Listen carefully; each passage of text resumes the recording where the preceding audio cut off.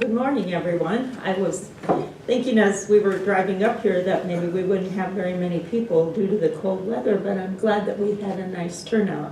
I appreciate it. I'm Lana Greenfield, also District 2 representative, and I live at Doland. I'm a retired high school English teacher. This is my fourth year in the South Dakota legislature.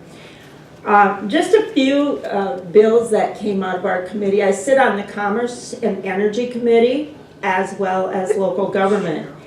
Commerce was always interesting. You never know what's going to be thrown at you from week to week. We had breastfeeding bill this week. They were asking for more accommodations for mothers who breastfeed and giving them probably a lighter or a different workload.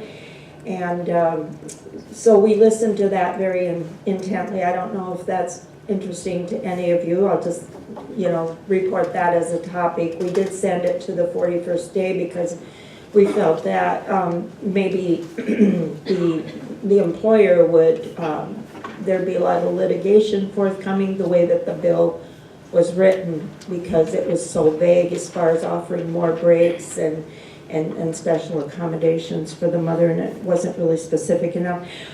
We had listened to a bill on placing a moratorium on drilling on pipelines, and we also sent that to, I believe, the 41st day because we didn't feel that a moratorium would be effective because eminent domain usually comes in and trumps everything in that respect. Many alcohol issues. Interesting one, it's interesting for me to always see how the other half lives, and usually that rises to the occasion out in Pierre, because there was a bill that came forth that there's country clubs, as I understand, I never go to a country club, but they have lockers inside. And the request that was made, the bill said, could we possibly put a different kind of wine into the locker? Are we allowed to do that if the country club doesn't have our special favorite kind of wine? And then we'll pay a corking fee. And everybody, I guess, voted in favor of that. I can't imagine that wine isn't wine, but anyway, that's what it was interesting, and was wanted by somebody somewhere. That's all I'll say about it.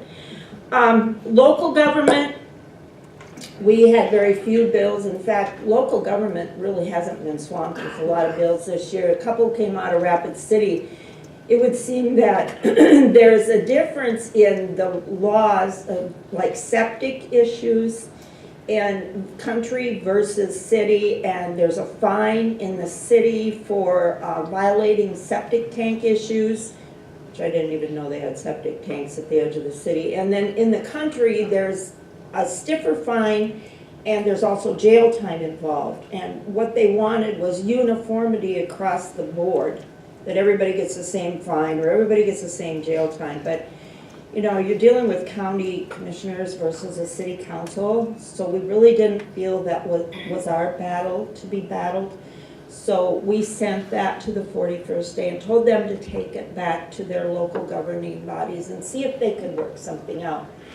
On the floor, we had an interesting bill about night vision hunting, and that property owners, if they allowed people to go on their property with certain night vision devices, that they could hunt for the coyotes and all the predators, and they would have had to use special kinds of ammunition for that, I believe.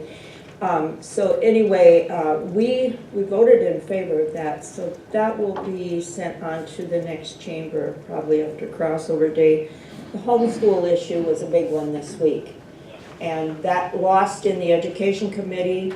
Then it was smoked out on the floor. When the day of the vote came to allow homeschoolers to participate in extracurricular activities in the public school, it was Rule 517 was invoked, which then delayed the vote until, I don't know, we'll do it either Monday or Tuesday, I suppose, but that'll be something for you to watch. I'll wrap it up and look forward to your questions, and I'll turn it over to Representative Denner.